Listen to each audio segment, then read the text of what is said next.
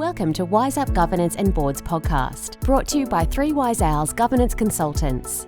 Covering hot topics in governance, risk, latest regulatory changes, and issues keeping directors and executives awake at night. Here are your hosts, Ainslie Cunningham and Deb Anderson. Welcome to this episode of Wise Up. Today we're joined by Craig Manson. Hi, Craig. Welcome. Hi, Deb. Hi. Thank you. Craig is an experienced company director and advisory board chair with over 10 years board experience across the private sector and 20 years experience as managing director, CEO level in technology, consumer goods, FMCG and financial services. This included 5 years on the global strategic planning team for a $13 billion global tech company. Craig's key areas of expertise include commercial go-to-market, strategy, development and delivery, M&A and capital raising, culture and leadership, customer engagement, change, growth and transformation. Craig currently sits on the boards of Market Boomer Pty Ltd, Two Stone Pty Ltd, Alex Pty Ltd is the interim chair, and Respond Global Pty Ltd. Craig is also on 3 advisory boards. In addition to the board roles, Craig owns a boutique advisory firm specialising in commercialisation and go-to-market, strategic transformation and general advisory work across Australia, Europe and Asia. Craig mentors startups in the local community at the Perugian Tech Hub and globally through Earth Tech Ventures and sits on the Earth Tech Ventures Investment Committee. One busy man. Very busy. So tell us a little bit about yourself, Craig. So I really work at the intersection of culture, customer and commercialisation. I guess commercialisation for me is about creating value. So that's what I do. It's what I've done my whole career. I've been in change and transformation for years, and I bring that to boards. And I think it's a different view on boards. You know, if you look at compensated risk and uncompensated risks and those types of things, and sitting on the value creation side helps get really nice balance on a board. So for those listeners of ours that don't understand the difference between a governance board and advisory board, how would you explain that, Craig? Yeah, I mean, the key difference is a governance board, you've got fiduciary duties, you get to make decisions and you're part of the decision-making process. Advisory board, you don't have the same duties, but you're not a decision maker. You get to advise. So it's a level down from responsibility, but you do have an accountability to make sure the business performs and those types of things. But it's not as structured as a governance board. So tell us a little bit about that value creation piece, Craig, that you sort of bring to the table. Sure. Yeah. A lot of people call it commercialisation. It's about the customer. Yeah. If you think about a fiduciary duty of a board, it's about to create value for the company for the benefit of all shareholders and all stakeholders. If you take it out further, and for me, that's about actually creating value to new products, new markets, new customers to actually drive the true value of an organisation. I'm always quite interested in lots of companies are always doing capital raisings, those types of things. You know, my argument is, well, are you taking care of revenue and are you driving revenue forward? And the only way to drive revenue forward in a profitable manner and to have competitive advantage is to create value for end customers, end users, consumers, and that creates ultimate value for all stakeholders. So do you work more in the customer experience space as well, Craig, when looking at strategies and strategic direction for businesses? Yeah, I always like to look through the eyes of the customer or the consumer and everything I do and try and walk a mile in their shoes. In terms of deep customer experience and user experience, there's a whole set of professionals that are far better at that than I. From a high-level strategic perspective, absolutely all day long. There should always be customer conversation in every session and every meeting. However, in terms of the deep CX stuff, that's a pretty deep field on its own right. So when I guess this recent pandemic has hit the boards that you're on. How have you had to change in strategic direction, or what sort of things have you had to focus on to really articulate value for those businesses? Yeah, it's been really interesting. I think the diversity of how COVID has impacted different businesses is quite remarkable. When you go through a GFC, it's an unpacking of the structural parts of business. When you go through COVID, there's businesses that are structured beautifully and are strong and will power through it, and others, just through the fault of being in a certain industry, get hit in a much harder way. So there's been a whole range of different things that have had to happen, right through from, in the worst instance, putting standing staff down for a part of their weekly work, to be able to afford to keep everybody on deck as you work out how you're going to balance through it. And those companies is about finding new income streams or finding ways to add value to customers longer term, so that you can actually keep people on and you've actually got a brighter future. One example is in the hotel industry, where working with hotels to actually see the value of cost-saving initiatives for the future that they can actually do during COVID. So COVID isn't downtime for them. All of a sudden, COVID is a resetting time for them, so they come out stronger than how they went in. Right through from the data company, which is busier than ever because people are grappling to what to do with their data, and there's gold in their data, and it's like you can create value for that at any time. And again, when you're not so busy with activity, front-end activity, there's the opportunity to actually take care of some of those things. So in terms of, you talk about compensated versus uncompensated risk. Can you talk us a little bit through that?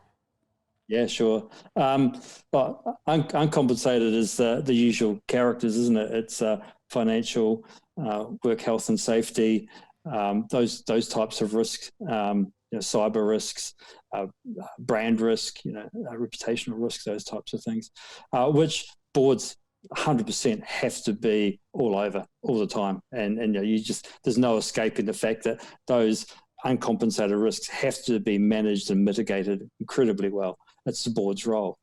It's the compensated risks that I often see boards not really focusing on, which is the value creation. But Drucker was always talking about you have to take certain kinds of risks because you got to take risks to grow a business, and it's the uncompensated risks that lead to higher revenue, higher profits, better ways of doing business, higher valuations for organisations by doing different and unique things. They're the compensated risks that I feel don't get enough attention on boards and deserve a lot more attention. Not saying you're going to stop paying attention to the uncompensated, clearly. So in terms of, trying to get that point across in the boardroom, do you find it challenging to deliver a new perspective or change mindsets around the board table? Yeah, boards, like all teams, are all about trust. And underlying trust and diversity of thinking really means that the good boards, and luckily the boards I'm on, they're open to different conversations and new conversations. And sometimes being called the sales guy in the corner, which I'm not, but that's what you get called. That's okay. That's okay so long as everybody's open to having the conversation and actually working out how you do something different to do the value creation. And I think when there's clear heads and probably urgent minds, I think those conversations actually really make sense. So it's about having the right conversations at the right time. And I've been lucky enough to find every board I've been on has been open to those ideas. They're often new, they're often quite challenging, but everyone is always open to them. What are some of the challenges that directors and boards are facing at the moment that you're seeing? The big challenges at the moment are around uncertainty. It's a lot to do with culture because staff are nervous. Staff are worried about coming back into the office. Staff are worried about what the future looks like for their roles. So that's one of the big risks the big challenges, is around culture, definitely, and actually how to stay upbeat, how to stay future focused, and really good CEOs, good leaders who've got boards supporting them are working their way through those things. But it's not simple. and there's just so much media conversations going on that really do confuse and blur the lines on a lot of things. So that's one of the really big challenges. And then it's working out strategically, where to go, because things will change, and there's a lot of conversation around, COVID. We had everything set for 6 months to the end of September. Well, COVID doesn't listen to government rules, right? It's going to do its own thing. And I'm very confident that it's going to go longer, and we have to be prepared for that. And what does that mean, and what does that look like? And you can't try and second guess reactions, but you do have to actually find a way to have a vision for what that looks like. And that's a really big challenge in the current environment. So in terms of, I guess, a lot of your experience prior to being a full-time professional director in that sort of executive role space, has it been from predominantly the same sort of industry, or? Yeah, I've had a varied background. I started my life in pharmaceuticals, and then spent some time in FMCG, and then across to health and beauty. And then I guess 15 years ago, I moved into technology, and I've been in tech ever since. And I think, my most recent form is in tech. And I think that's where the boards that have picked me up have been interested in my tech background and my tech understanding. And it certainly helps. So in terms of, I guess, your technology experience, has there been some adoption of accelerated digital transformation strategies as a result of COVID? There will be, and it's once we're through what's happening now to how do we move forward? There'll definitely be an adoption of more digital technologies and more digital solutions. I think we'll see everything from highly regulated industries like banking, as example. It's moving very digital, of course, but even some of the things about how mortgages work and some of those things, I think we'll see a greater adoption of digital examples of those types of things. Right through to how consumers interact. We know we've seen e-commerce really boom. And I think we'll see that embedded more in the long-term future, even down to click and collect in the grocery store. It's a thing now, right? And I see those types of things growing and prospering. So, in terms of your customer experience background and sort of focusing on those that sort of unique perspective on culture and leadership and change in strategic direction around customer-centric strategies. Do you think there's some top examples of where businesses have got that right? There's plenty. I think we'll talk about Amazon, don't we? But Amazon really have got it right in terms of, everyone says that they're a great tech play. I think they're a great operational play, to be honest. But they've got it really right in terms of actually how they've gone to market. There's plenty of people that haven't, of course, but I think Amazon is a great one to call out, and I still think Apple is interesting. And if you look at what Microsoft have done, Microsoft was always the difficult child of the big tech.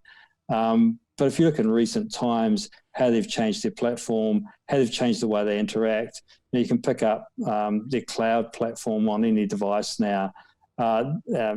With 365, they've really got into the game. So it's been a massive shift in terms of technology for them as well. So I think they're really good examples of the big brands, that's for sure.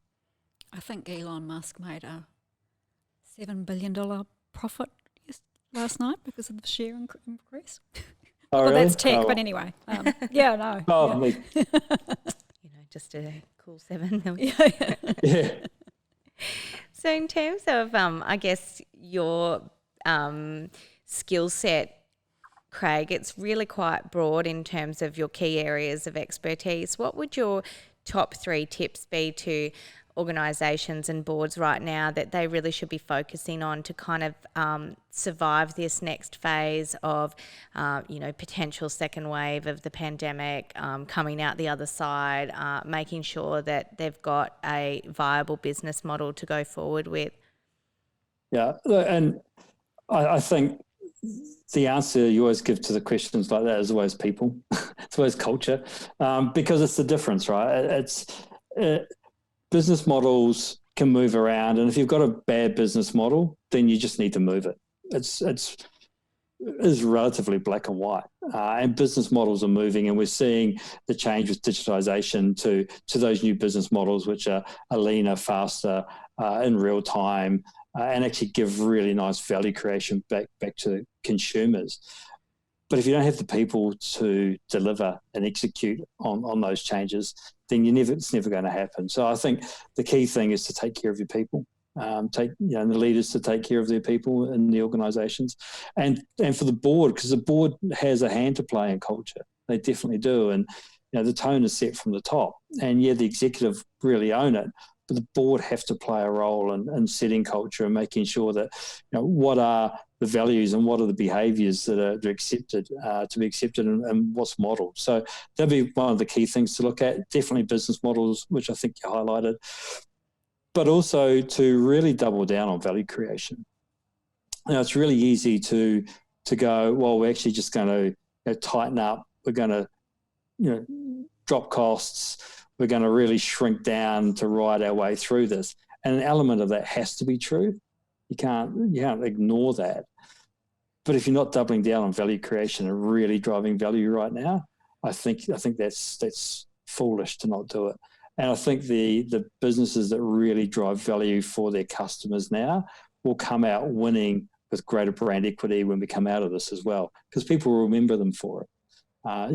So those brands that act with a bit of compassion and empathy towards their customers, I think will really win the day when we come out the other side of this. So with some of the boards that you're sitting on, are they paying more attention to cyber risk with the recent activity that's been going on? Have they been impacted by that? Yeah, no one's been impacted by it, touch wood. But I'd like to think they've always been very careful around cyber. Being predominantly tech businesses as they are, cyber is always on the table. It's always a discussion point. So it's always been heightened from my perspective.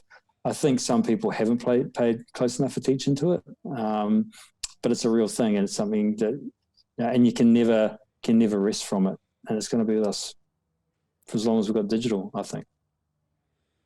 So with the benefit of hindsight, has there been sort of any, really big examples in your corporate career that with hindsight that things could have been done differently, whether it was either yourself or, other boards that or management teams that you've witnessed, where things could have been done differently?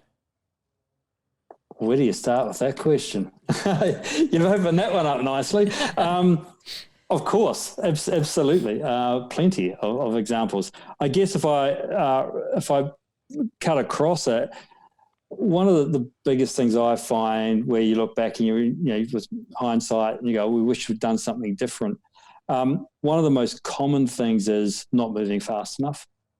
I think that's always something, the people look back on and go, I wish I just moved a bit quicker and had a bit of confidence and been ready to take, I guess, a heightened risk to actually move faster. So I think that's really one of the main things. And I think the other one, which I think we touched on just before as well, is it's really easy to grip down in tough times and bunker in. And I think if you can, see your way through into more value creation, about doing more activity, about engaging better with the market, even though it's harder and it's tougher and the risk profile is slightly higher, I think the reward for that is greater. And I know there's been times in my career where we've had going through transformations, and we're probably bit down a bit hard on pulling things back in. And, if we've just given ourselves the opportunity to go a bit further in the value creation part or the go-to-market piece, I think we would have been better off in the long term, most certainly. Have you been doing any capital raising in the current environment? Is that proving to be challenging at the moment? The capital raising is challenging at the moment. The best of times. Although there's still money there, but it's much more careful, especially when COVID first hit. Everyone went, look, we just want to take a break, and that's pretty understandable. Now, I got a couple of emails last week out of the US talking about the fact that they've got capital they have to spend, they're under pressure to spend, so they're looking for opportunities in this part of the world. So, two of those just last week. So capital definitely tightened up really hard. Feels like in some sectors it's coming back, but it's always the same thing. It's always about, what's a quality asset, what's a quality business that's just going forward well. They always attract good capital. And so is that in terms of a private equity or venture capital investment? Yeah, private equity firms. They're the ones talking about they've got funds that they need to do something with. I think a lot of the challenges you see with startups sort of heading to the US, they do kind of lack that sort of robust governance framework because they're quite early on in their life cycle. Do you find that some of the boards that you sit on have, I guess, a strong appetite for governance? Yes and no. Definitely yes. When things are a bit tougher, and I think for emerging companies and those in unregulated industries, regulated industries have a very strong appetite for governance, of course. The unregulated organisations less so, but especially as they're going through stages of maturity, through cycles of maturity. But in general, I've found really good appetite for governance, strong desire for governance, and actually working through governance models and actually how they can operate and perform better. So I would say there's definitely a positive attitude towards governance.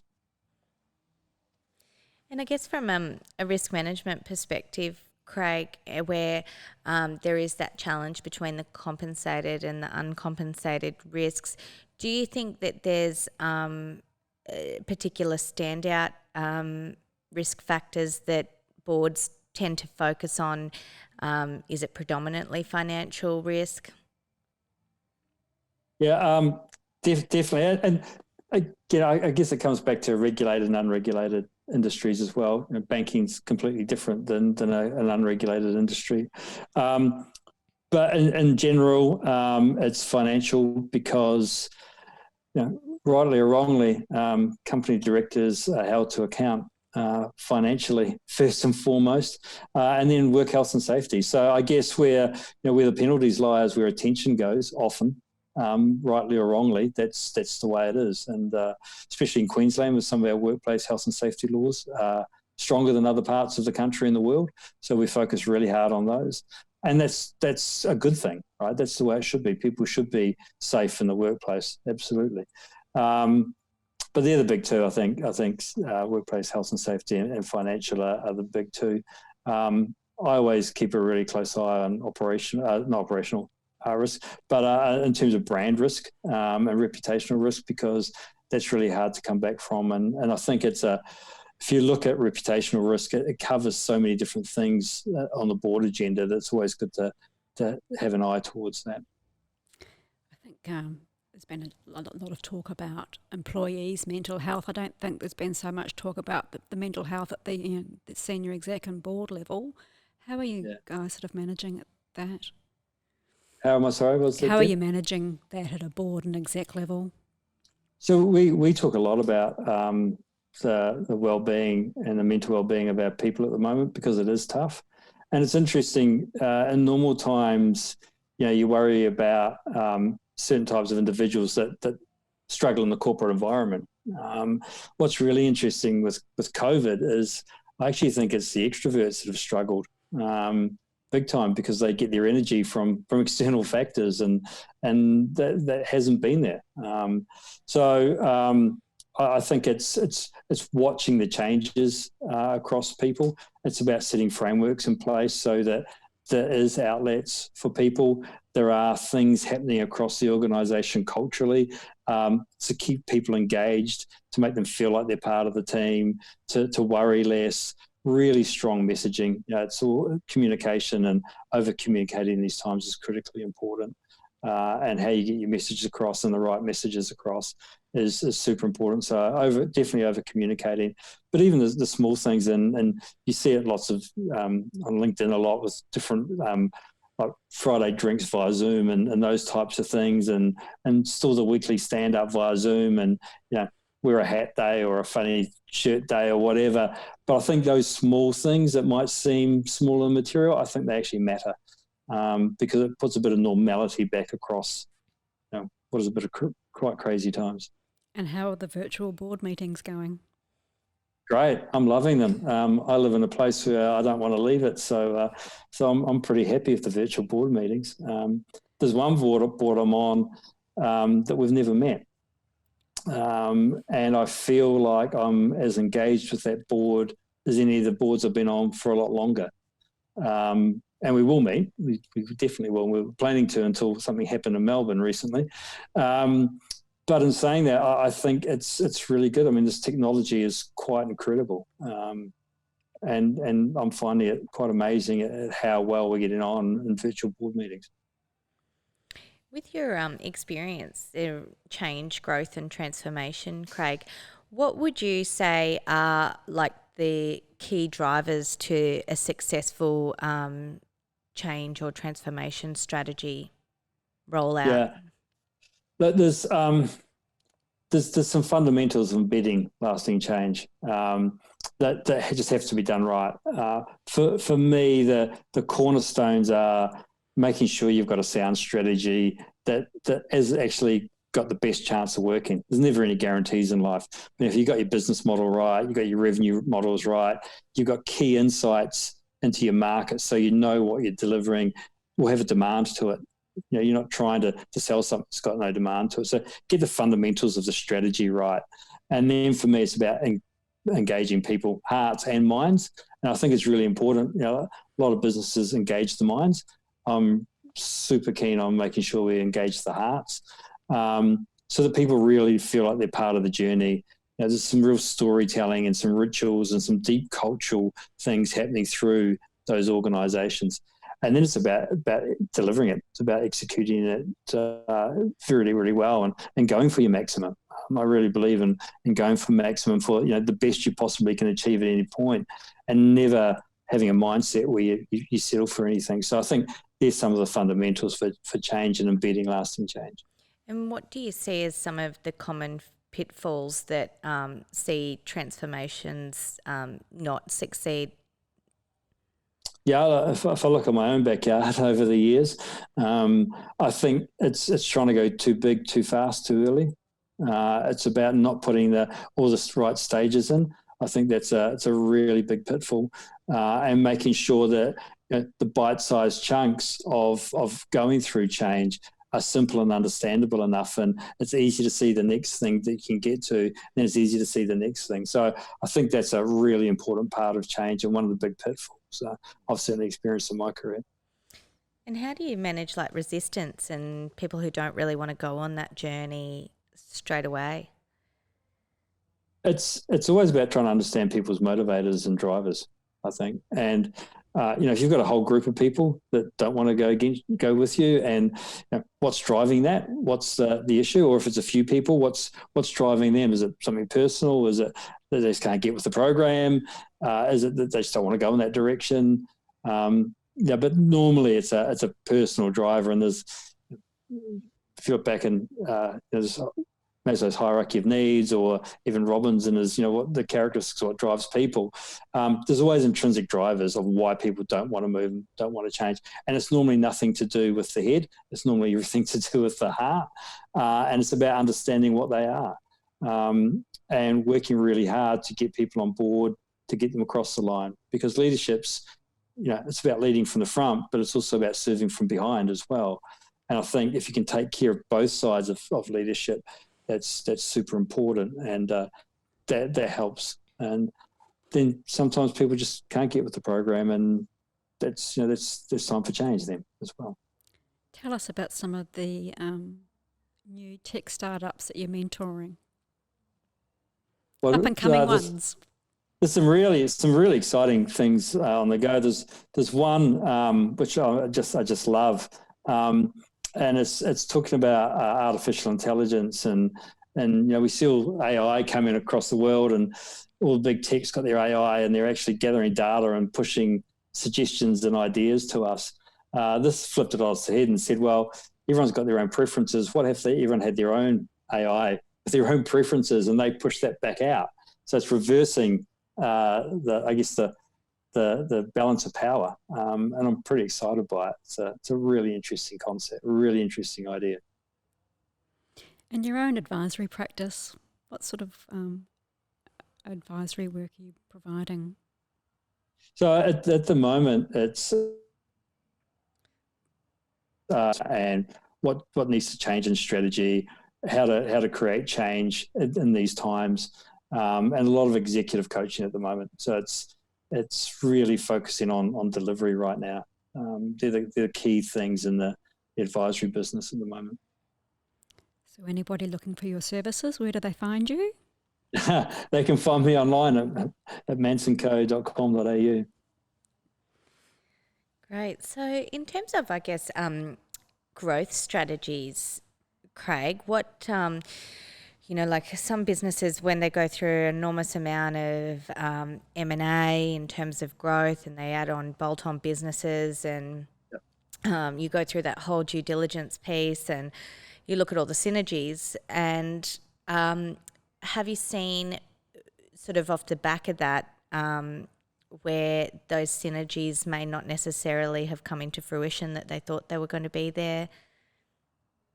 Yeah, I think M&A, it's rife with overhyped expectation of synergies, and when M&A, someone's going through a synergistic M&A process, it's really important to be really honest about what the synergies can and can't be, and it's really important to test them in the market. And then it's about the model of how you actually put them together.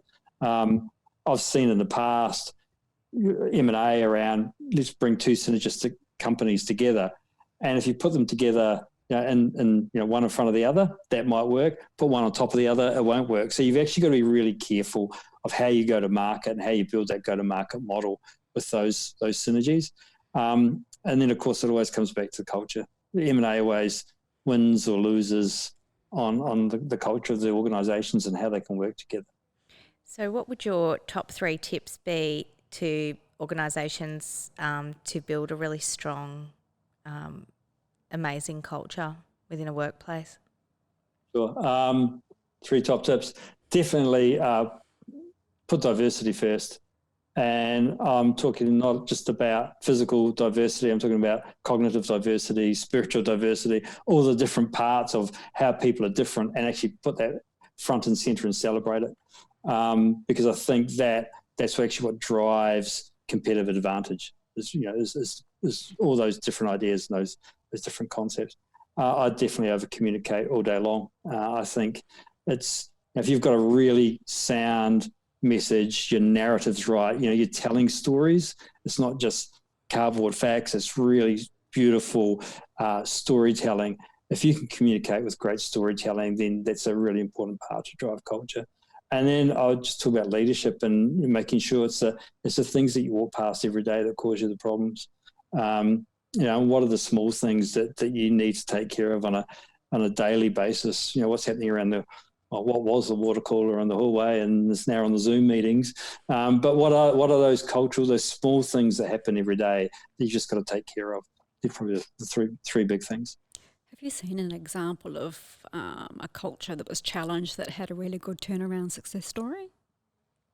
There's been plenty. I was in one many years ago back in New Zealand, and took on a business that had a really difficult culture. The culture was pretty selfish. It was all about the individual. It was the individual head of the company. Customers were kind of there, or they were a pain, and all those types of things. And we engaged some professionals and some pretty serious work around culture and around what it actually means to serve, what it actually, where the customers, why they're important, what they need, how to create value for them, and what it means to be a team, and what it means to have teammates and to actually go the extra mile. And the real thing was about everyone being able to raise their potential together, to realise their potential together, rather than separately. And it was a really interesting, when they got them together pretty separate, we set up a group incentive at the end, and what was really interesting, the whole team agreed that it was all or nothing in the end, that if everyone didn't get across the line, then they'd all forego it. So that was a real testament of a powerful culture. And the thing was, they got through, and they actually all got across the line for the incentive. And that team's still together. I'm talking 15 years later, the bulk of that team is still together, and they're still thriving. It's amazing. Yeah, great example. And do you think the strength of the leadership team plays a part in that? Critical. Leading and serving are the same thing, and they're two sides of the same coin. And I really believe that it's engaging people to raise their human potential is what leadership's all about. And you're not always leading at the front. You're sometimes serving from behind. And I think if you can actually understand that and get it, live with it, embrace it, and enjoy it, that's the real strength. That's where the real joy comes from. And the boards that you're sitting on, are they spending quite a bit of time revisiting strategy at the moment? Not revisiting strategy, I'd say. Tweaking strategy, perhaps. Yeah. I think the deep, long-term strategic approach is right. The fundamentals of those businesses are all right, and they're all heading in the right direction. COVID's difficult, and it's changed the environment in a different way than we've all experienced before. And so definitely revising strategy, saying, how do I tactically work through this time while still keeping my strategy intact? None of the businesses I'm involved with have got a business model that just doesn't work. The business model had worked, and over time, we've worked really hard on getting those business models right. Because of COVID doesn't mean the business models aren't right. It just means that the way you navigate through executing is different for now. There's been no, the boards I've been on, we haven't moved from, distilling vodka to making hand sanitizer. We haven't been one of those. And good on those companies that have done it. I think that's been wonderful stories. But for us, it's about how do we just take a slightly different path towards the same strategy, towards the same end goals, because we felt we still had it right. There'll be some tweaks post-COVID. There's some lessons for some companies around, we need to, perhaps we've been a bit narrow in the markets we've focused on, and we did that purposefully, and that was always a good strategic intent, was to go really narrow in your market focus. Maybe a lesson from COVID is go a bit wider, because it's a bit more protection in that. So I think some of those conversations will happen when we come out the other side. And how was the implementation of the BCPs? Great, actually, really good. I was really delighted with all of them. There were moments where computers were hard to get. People were taking monitors home, big heavy monitors, not laptops. But everyone got through it. Everyone pitched in, and the overarching BCPs were set up really well, and it worked. And it's working really, really well. We've been really fortunate. I guess you create your own fortune in those senses, don't you? So in terms of, some challenges that are presented for businesses at the moment, and they might not have access to an advisory board or a board per se, what are the sorts of things that you would recommend to them right now to, I guess, just survive at the moment? Yeah, if you don't have access to a set of advisors, I mean, it's tough. There's often plenty around, mentors in the community. But for me, it's like, be careful of your cash flow. We used to watch P&Ls pretty carefully 6 months ago. Now we watch cash flow far harder and balance sheets. So just watch those. Make sure you've got enough powder stored up to get through, and if you don't, have a way to navigate through those. Look after your people and look after your customers. Those fundamentals of business haven't changed. It's just, I guess, we've heightened our focus in some really specific areas. So before we wrap up today, Craig, is there anything else you want to share with the listeners from your experience? Or from my perspective, it's just that don't stop creating value. Don't stop going for maximum. I think even in tough times, you've still got to keep doing those things. It's the fundamentals of what we do as boards and as business leaders don't change. We've got a responsibility to our community and all our stakeholders, and those things don't move one iota. In fact, they do get heightened in some during these times. So I'd say keep going and go deeper and don't give up on the maximum and the creating value. Thank you very much, Craig. A really great, important message to share as we wrap up. So I think that's all we have time for today. So thank you so much for joining us, and thank you to all our listeners for tuning in for another episode of Wise Up. Cool. Thanks, Ainslie. Thanks, Deb. That's all for today. Until next time, happy podcasting. And remember, if you're enjoying the show, check out our other episodes and all things governance at www.3wiseowls.com.au.